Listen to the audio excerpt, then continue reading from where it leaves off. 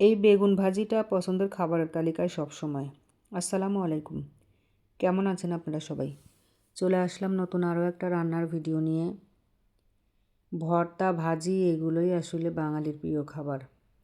বেগুন ভাজি করার জন্য সব মশলা আমি একসাথে মিশিয়ে বেগুনগুলোকে সুন্দর একটু চিড়ে নিয়ে মশলা মাখিয়ে বেগুন বসিয়ে দিচ্ছি।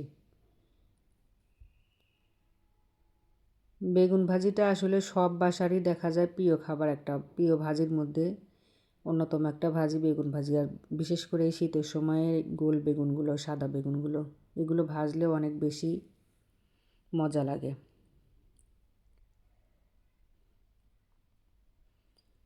আমার ছেলে মেয়ে আমাকে মাঝে মধ্যে বলে, মা শীত শেষ হয়ে যাওয়ার আগে প্রতিদিনই বেগুন ভাজি করবা, মানে একদিনও মিস দিতে দিবে না, ওরা বেগুন ভাজি প্রতিদিনই খাবে। আমি অনেকটা ডুবো তেলে বেগুন ভাজি পছন্দ করি না, কারণ ডুবো তেলে বেগুন ভাজি করলে সেই তেলগুলো বাটির মধ্যে আবার জমা হয়ে যায়।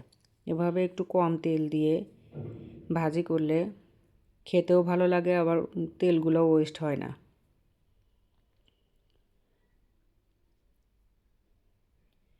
এপিট ওপিট উল্টিয়ে দিয়ে ঢেকে দিয়ে ভালোভাবে সিদ্ধ করে নিয়ে ভেজে নিয়েছি। হয়ে গেছে খুবই মজাদার বেগুন ভাজি। ভিডিওটা এই পর্যন্তই। আল্লাহ হাফেজ।